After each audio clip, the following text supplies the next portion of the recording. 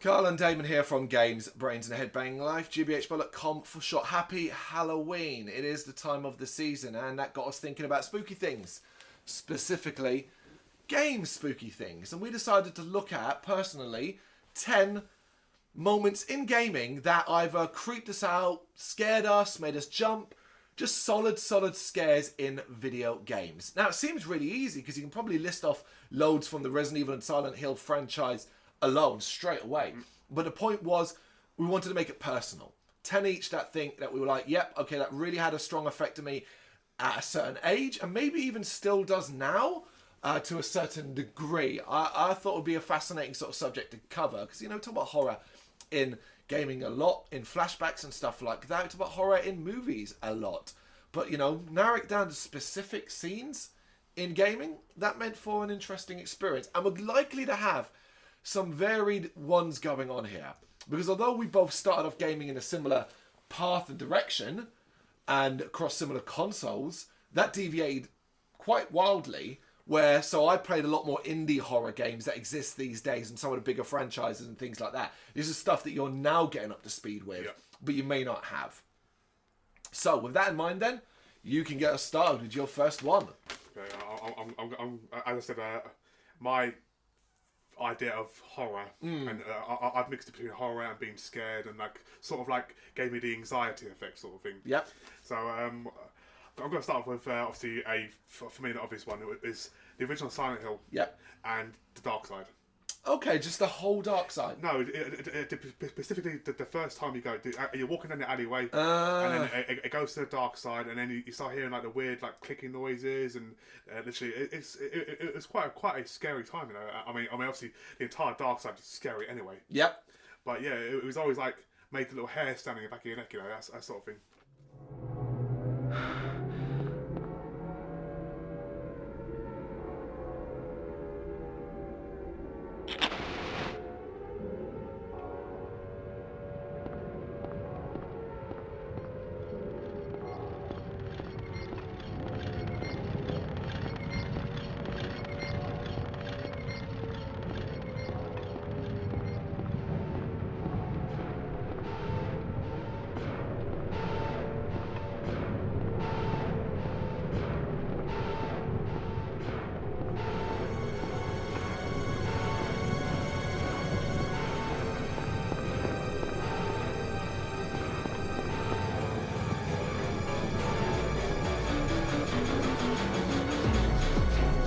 This?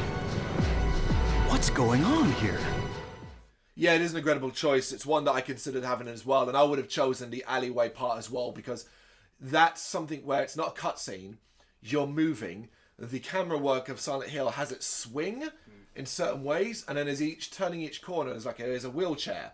And then obviously you start to hear the horn, the siren, and it gets darker, and then you've got your lighter and you're still moving forward, and now suddenly it's very different. You've got your little alarm thing to beeps as something gets closer to you.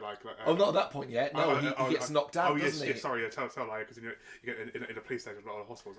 Yeah, it kind of ends when you get to the body that's hanging up on the fence, and then the little creatures come along with the knives, and you're trapped, and you try to escape, and basically you have to die or you have to be defeated, and then Harry wakes up in the shop with Sybil, and that's what it is. Yeah, it is a great choice, and I'm also going to start my first one with Silent Hill as well, except mine is such a small bit, but I put it in and chose it over everything else in Silent Hill because recently, for the channel, I did a full playthrough for Silent Hill, and it still got me. It still creeped me out. There is a point in Silent Hill, in the school, where you're exploring and you're closing and opening doors and all that. And there's this part where there's bathrooms on one floor and bathrooms on the upper floor. And one of them acts like a portal through the other. But one of them has nothing in it. And, you know, there's no ammo, there's no health, there's nothing like that. What it does have is the brief sound of a girl crying in a cubicle.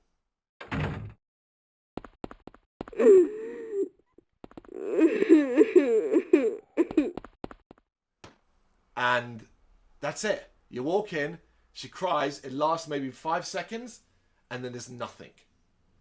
Fucking hell. fucking hell. I remember that actually. Yeah, absolutely. And I can't explain it. I don't know how it ties. Well, I mean, I get some ideas. I think the film kind of tries to tie that in better than perhaps the game does, but it is incredibly unnerving because obviously the school is a pretty scary place to be in Silent Hill anyway. It's where children are and stuff like that. Yeah, that one, that's my one. Yeah, it's a good choice. Again, I'm sticking with Silent Hill, the first one. Yep. But for me, it's the nurses. Oh, of course, yeah. I think the way they look, the way they move, it was just like freaky. You know, it always reminded me like a scene from The Exorcist. You know, the way they, like, I don't know, they move like bloody like they're like a puppet string. You know, sort of thing. You know.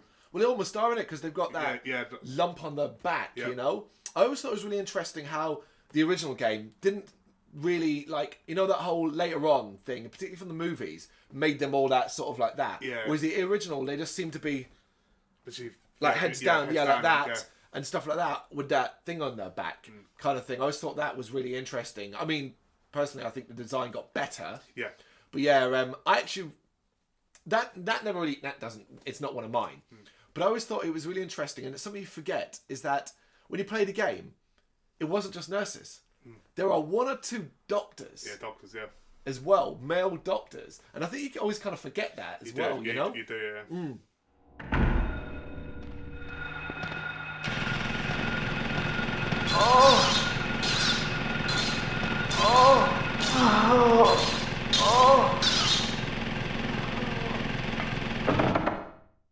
Okay, I'm done with Silent Hill. I'm moving to Dead Space 2. And Dead Space 2, I've chosen not so much a specific moment, but more a, oh no, really? And the atmosphere for it. And it's when you have to go back to the Ishimura. So it's when he sees the Ishimura has been docked and that he's going to have to go back onto the ship. That's obviously, you know, and it's how Isaac deals with that. And the fact that it's silent now, it's not overrun with necromorphs, but he's having his own flashbacks to the serious nature that the events that took place in number 1. I think that's one of the most atmospheric parts of any Dead Space game is when you go back to the Ishimura and you realise, oh my god, they brought the ship here, and you're back on it. I'm literally playing Dead Space 2 as we speak now. Yeah, wonderful game. I'm doing the annoyingly hardcore mode where you can only save 3 times. Last time I was here, things didn't go so well. Look, I'll contact you soon.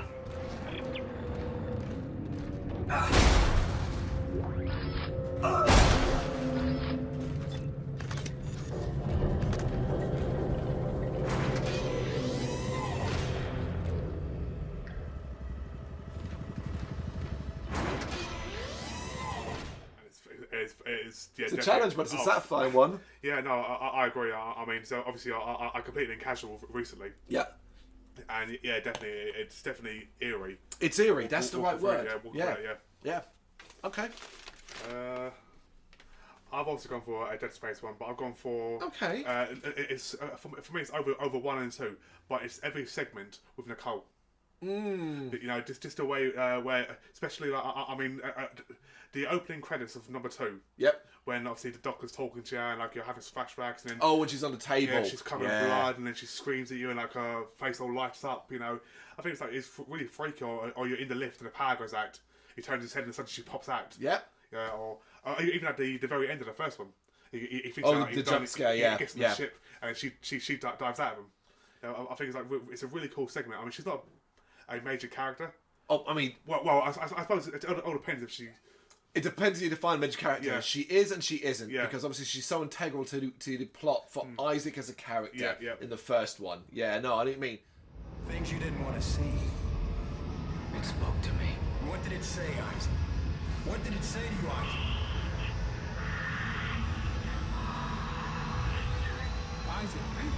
Isaac, can you hear me? Yeah, they're all great choices. I mean, Dead Space, again, that's my only one for Dead Space. But do you have any more? Yeah, I've got. For Dead Space? Yeah, I've got one more for Dead Space. Alright, so I won't go through. I was going to go through some of the more like good scares that we don't have. So I'll just move on to my next one. And we are going to Resident Evil 7. Of course, this is Resident Evil 7 that you haven't played. Nope. Yep. And there's many choices. Resident Evil 7 is a game that took Resident Evil back to its roots, went proper horror. and did several ones, I did consider having Jack come through the wall as a moment where pretty much everybody shit themselves. Or the part where he gets in the car with you and basically holds your hand on the wheel and forces you to press the accelerator. Terrifying. But I've gone for... It's when you rescue Mia at the start of the game. Now, I'm going to have to spoil this for you, I'm afraid. But when you rescue Mia and you're getting her out of the basement and you're going up the stairs and she changes. And she becomes that possessed witchy character. And the fact she gets in your face and she's laughing and screaming and then she's so strong and throws you into the wall. And that part goes on and you're trying to defend yourself and she's trying to stab you with a knife. And obviously leads to her getting a fucking chainsaw. Yeah, that part there is amazing. It blew me away. It was really terrifying because obviously it's first person. So Mia getting in your face in your TV is Mia up fucking close.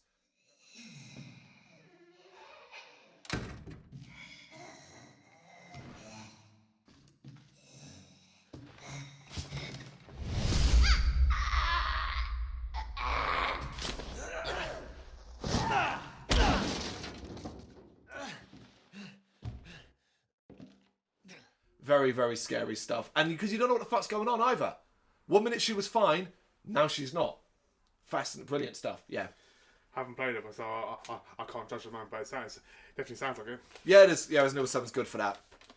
I've got my last Dead Space one. Go on. So I've gone for like just the necromorphs. Mm-hmm. So the reason why I've gone for them specifically, I mean, well, they are pretty much the main bad guy, but it's just the fact the way they pop out anywhere. Yeah. Literally, you're walking along the corridor, they'll fall from the roof to the side. They'll be running behind you. You're fighting guys in front, they're behind you. Yeah. It's just a complete. I remember playing it recently, Dead Space first one, like a couple weeks ago, and I was playing in the dark, and it just like it was really, really freaky. It was, you know, and you're constantly on your guard. Yeah, I mean, especially like when you're playing like on like a really hard difficulty, like one or two hits kill you. And it's just really, really, really freaky. It is. No, I agree. They are one of the best villains for keeping you on your guard, particularly, you know, as there's variety in them as well, with different things that are way more dangerous.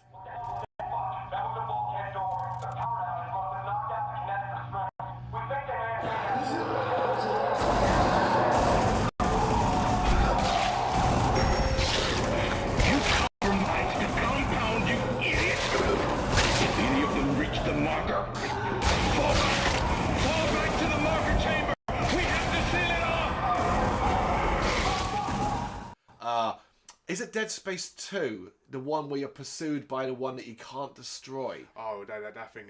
That thing is the worst, man.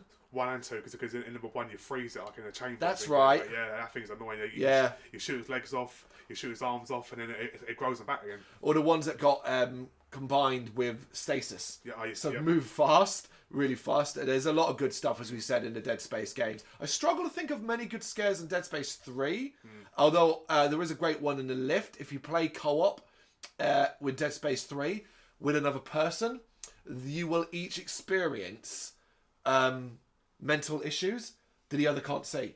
And I always remember I played Dead Space 3 with a co-op partner, and we got into a lift, and the lift started to drip blood. And he's going, "You see that, right?" And I'm like, "No, the lift's fine, mate." That shit was fascinating. There's a point where I think John Carver, where whoever's playing John Carver, will see like his son's toys. If you're playing Isaac, you won't see those. That's pretty cool. You know, that's a cool fucking touch. For tension, Dead Space 2 and putting the needle in your eye. That part is pretty fucking horrendous. Even the start of Dead Space 2, where the guy's waking you up and he's like, "Look, I need to get out of here." And then fucking necromorph, and you've got to do that mad run through the destruction of that hospital. Yeah, you need a straight jacket. Going back to the horror of Dead Space 1, where you come across someone who has been driven insane. You know? Dead Space is a series. Golden. Absolutely for it. Yeah, definitely. Okay, bit of a not so much scary, but more just one of my long-time memories of just, oh my God. You know, and getting to the bottom and thinking everything was okay, and then it's not. Navigating Blight Town in Dark Souls.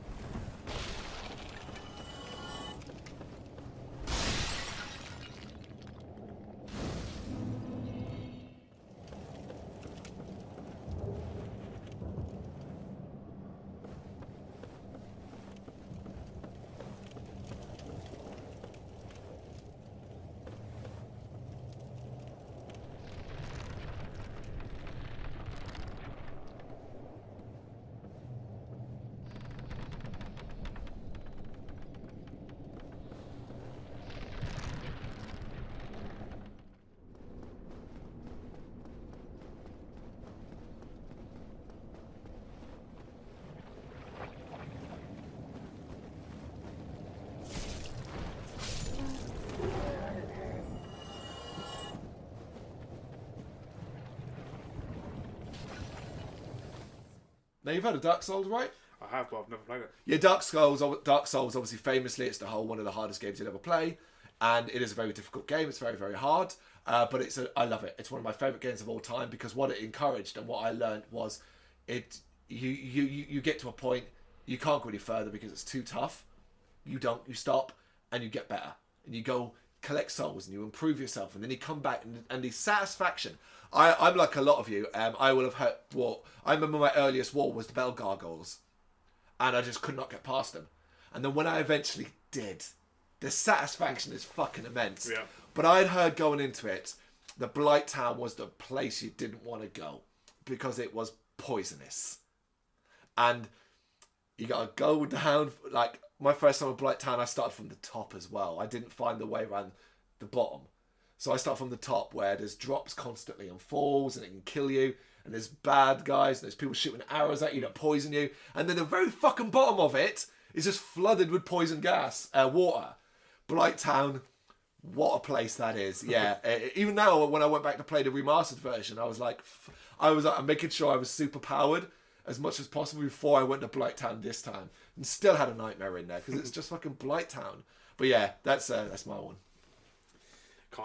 Again, obviously, I can't judge it because obviously the fact that I've not played the game. But, Yeah. But I mean, so, I'm getting there so slowly with. Well, you got 3 Dark Souls games to play. There's 1, 2, and 3 now. There we go. This one here, you're probably going to judge me on. Go on. But this is for me specifically. It's a game you play, but not a game which you probably. It's not horror. For me, it's a game that caused you anxiety. A moment of like, oh shit. Right. So Populous. Okay. Okay, and it's the first time you faced the volcano. Right. So in the level, I like that. So in the level, it's a fog of war level. Yeah. And it's the first time when you see the symbol come up and you can stop the shaman from doing it, but she'll always come back and eventually she'll hit it. But it's the moment that happens you think, oh bollocks, and literally you've got to grab everyone and then basically run for it. You know, it's not a scary moment, but it's a moment which. I think it is. Causes you anxiety, thinking, oh shit, I've literally, there goes my entire base. I'm not judging you. I think it's a great one, in fact. I think it's quite imaginative, because I picture it. I know what you're talking about. I'm watching this volcano just erupt underneath your fucking base that you've spent time building and things like that. It's horror. Yeah, it's cause that's horror. That's horror. I like that.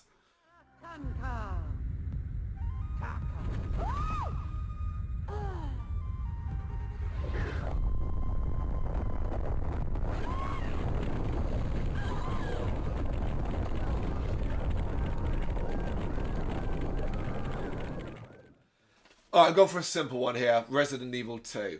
Not the scariest of games, got a couple of moments and all that, but I picked one that is often you'd find in most lists. That I think to me did a really good job of just making you go, oh, what's that? Particularly as that up to that point, you'd only seen zombies. And they were in the original Resident Evil. And it's where you go into the police station and you go through the first set of double doors on the left if you're facing in. And in there is a little desk and there's a couch. And then there's a bookcase, and around that bookcase is the next door you go into the hall. Turn on that bookcase, the camera will briefly flip around to show you something crawl across the window. It lasts about 2 seconds, maybe even less than that, and then it's just gone. And you're like, the fuck was that? You'll find out literally a minute later, less than a minute later, but that initial, you're fucking kidding me. I love that when it came to the remake and came to that scene, they didn't do it. They used it in a different place. Yeah. Because you're waiting and you're expecting it. It was like, wait, it didn't, what? It didn't happen, yeah. It tricked you, yeah. Yeah, so the liquor across the window.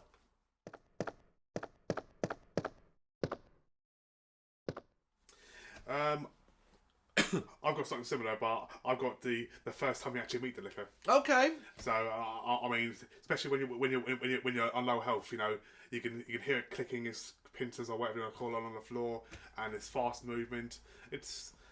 I wouldn't say it's terrifying, but it's a moment of like, crap. I've either got to kill it or try and run past it. Well, there's a confusion as well because this is the first time this enemy is introduced, and obviously you get that little cutscene and that image of its long tongue and its brainless head or exposed brain head. You don't know how to fight it. Nope. You come up from Resident Evil, and you're like, is this a hunter? Is this a version of it? Basically, is similar, but yeah, you don't know how to fight it. Yeah. Okay.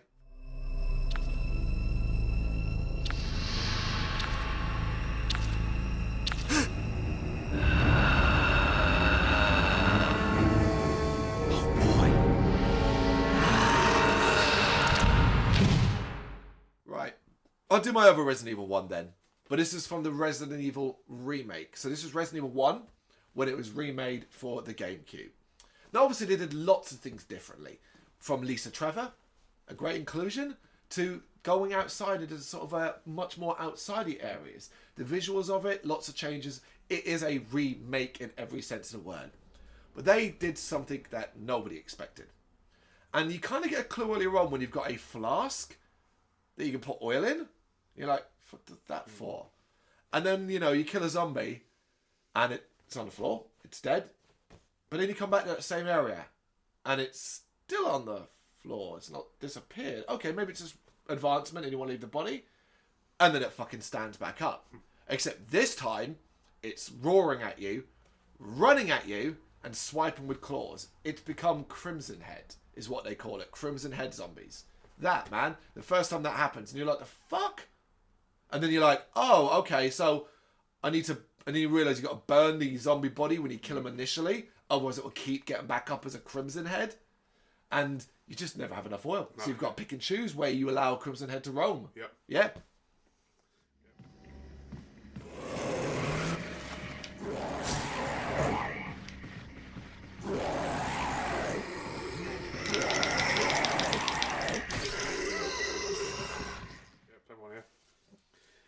I've gone for another one, which well, it's my last Resident Evil one. Mm-hmm. But okay, for someone who hates spiders, yeah, the spiders in Resident Evil. I almost put it in as well, and I couldn't. I could have chosen any of them. I almost put Skyrim in there for that as well. Oh yeah. But yeah, yeah.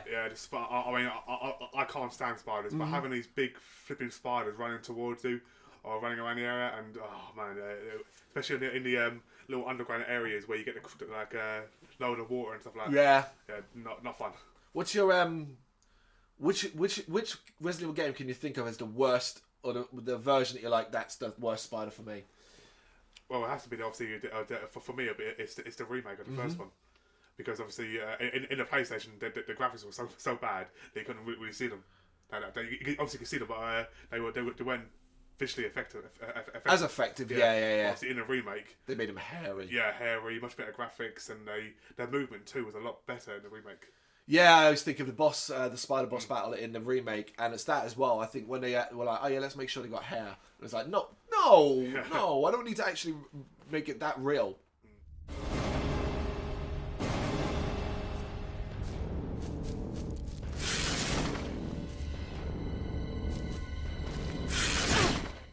Hilarity though, we are going to talk about a spider on my one. And unfortunately, I think this is a game you haven't played. It's an indie classic, so hopefully you will get around to it when you're ready. Limbo. What am I talking about, folks? I'm talking about that fucking spider that follows you for fucking the first quarter of the game. And you don't know, and its legs, you walk outside and you don't realise its legs, its legs. And then it's following you and you're constantly, and it is horrible. And it's even more horrible when you defeat it, because then you're using its fucking, what you use its body for. But that thing on your screen takes up all of it. And you've got to move while its legs are behind. Horrible. That fucking spider from Limbo, lovely. People. Yeah. Sounds lovely.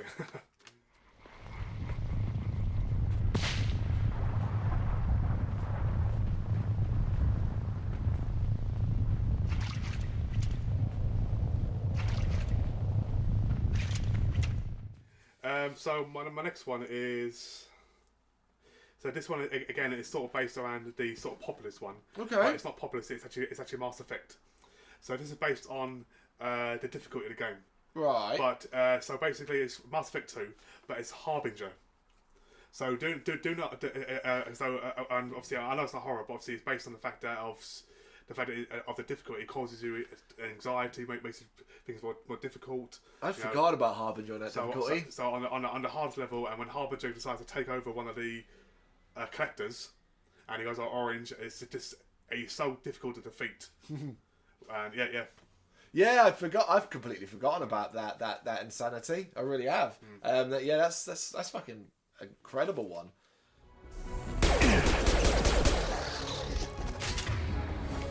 Impact shot. Up front. Deadly Premonition. Now, scares are few and far between, I think, effectively here. But and I was torn between choosing the intro, the opening, where the kids kind of look up at the gutted woman on the tree, but with a kind of beautification of her, seeing her as an angel more than anything else. That shit's terrifying. Don't do that to me. But simply put, it's when the raincoat killer chases you for the very first time. I think each time, once you know what you need to do, it's less effective.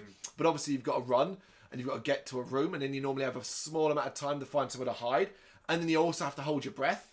Like, I think that's good shit. That was good shit, man. Yeah, definitely.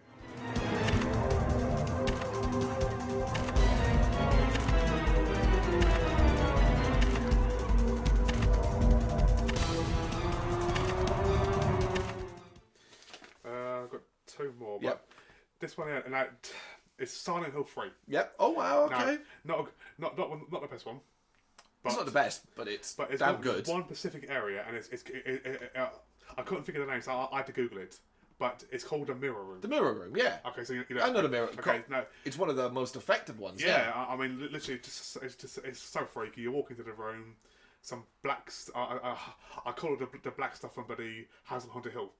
Comes out of the bath tap or whatever, and then suddenly your image changes on the mirror. You're all covered in blood. The wall goes of blood, and then it goes to like the dark side. Yeah. But yeah, no, it's just really, really freaky. It is Silent Hill 3 is like, I haven't got any from Silent Hill 3, but if I was going to choose one, it'd be that or the fucking mannequin room. Oh, yeah. Get in the bin with mannequins, man. I always put Condemned Criminal Origins in for mannequins as well. People love to use them.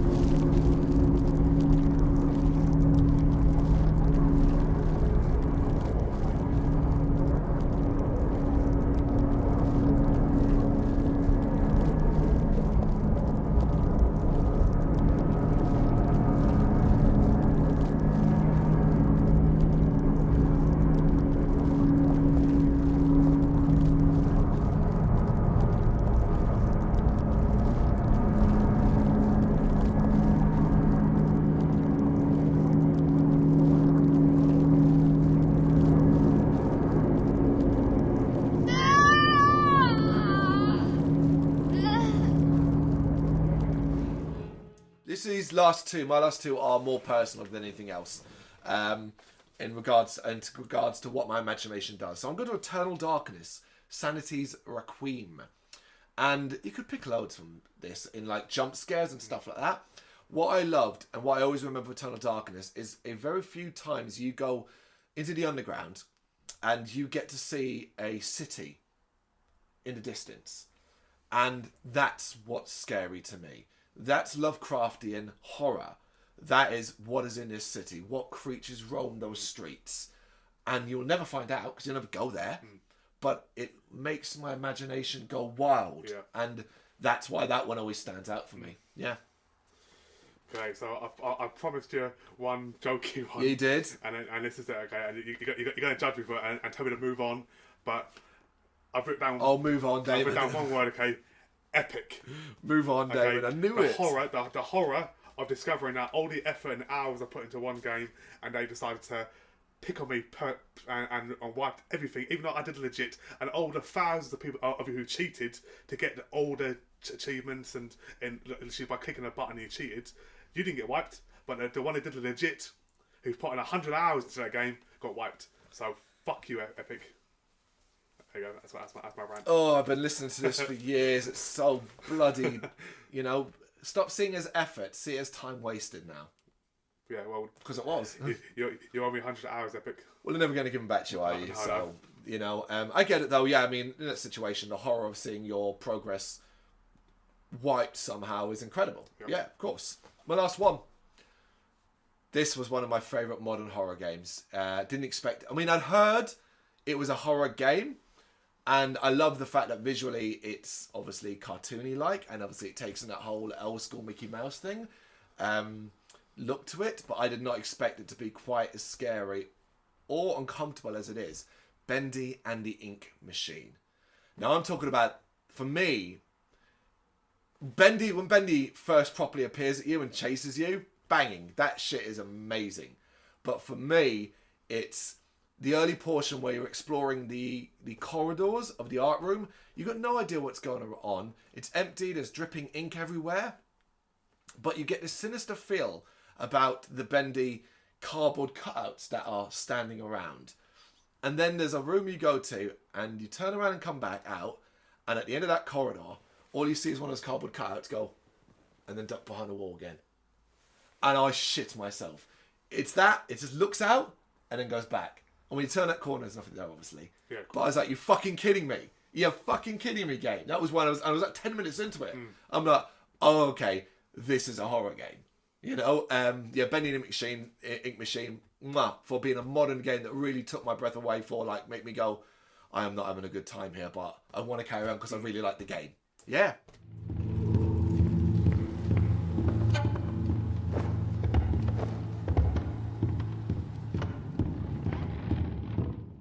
There's so many more, I think, that could... Some more that you could even argue personal. I don't know about you, but I tried to avoid too many from the franchises. That's fine. You know? I tried to, yeah. Yeah, I didn't include any from Silent Hill 2. Even though Silent Hill 2's got tons. You know, I didn't include any from Silent Hill 3. I included one from Silent Hill. And that's about the same with Resident Evil. You know? I wanted to talk about Nemesis. Yeah. You know, because let's be honest, Nemesis, the first time Nemesis chases you. Yep. And you're like, because you're used to Mr. X. And then, like... You go through a door in Resident Evil 3 and you're like, oh, I'm safe. And then it's like, oh, he came, he followed. That shit's brilliant, you know? Yep, yeah, absolutely. What are some of yours? Let us know, drop it in the comments, and have a happy Halloween. Thank you very much for watching. You can check us out on gbhbl.com as well as on Facebook, Instagram, Twitter, and Tumblr. Go to Patreon to help us out over there. That's patreon.com/gbhbl, as well as Big Cartel, where you can find some of our merchandise. We have a podcast running on SoundCloud and Apple Podcasts. And of course, if you like this video, do us a favour, hit the subscribe button and help the channel grow. Games, horror and heavy metal. What else is life for?